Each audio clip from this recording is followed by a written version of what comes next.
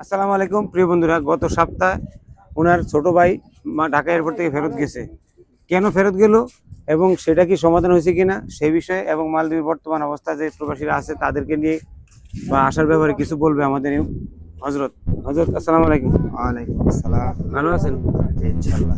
আচ্ছা, গত সপ্তাহে যে আপনার ছোট ভাই ঢাকা এয়ারপোর্ট থেকে ফেরত গেছে সেই সম্বন্ধে একটু সংক্ষেপে বলবেন এবং মালদ্বীপে নতুন করে কেউ আসতে চাইলে ফেরি বিষয়ক যে বিষয়ক এই ব্যাপারে একটু বলেন। মালদ্বীপের পরিস্থিতিটা কি সংক্ষেপে বলবেন। আগে আপনার ছোট ভাইয়ের ইনশাআল্লাহ ব্যাপারটা আমার বলেন। ছোট ভাইয়ের সেটা সমাধান হয়েছে। কেন ঢাকা এয়ারপোর্ট থেকে ফেরত গেছে? এই এই ভিসা না থাকার কারণে। এখন আপনি কি বলেন, যারা দেশ থেকে আসতে চাচ্ছে তাদের সম্বন্ধে কি বলার?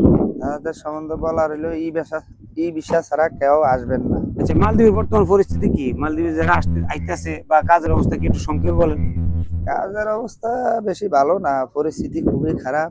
যারা আসবেন তারা আপনার মালিকানা আসবেন ফ্রি এবং ভিসা কেউ আসবে না। ফ্রি ভিসা কেউ আসবেন না। মালদ্বীপে কি বর্তমানে অ্যাভেলেবেল কাজ আছে?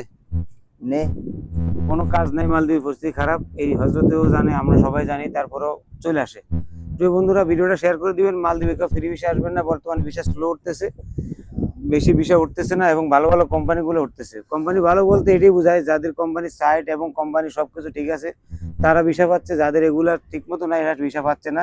নতুন করে কেউ বড় ধরনের বড় ধরনের টাকা পয়সার লেনদেন করবেন না পরবর্তী আপডেট না পাওয়া পর্যন্ত। যাদের ভিসা উঠে গেছে তারা আসতে পারবেন। এই তো ভাই নাকি? হ্যাঁ। সবাইকে ধন্যবাদ জানাচ্ছি। এখান থেকে বিদায় নিব। ভিডিওটা শেয়ার করে দিবেন। হযরত আসসালামু আলাইকুম।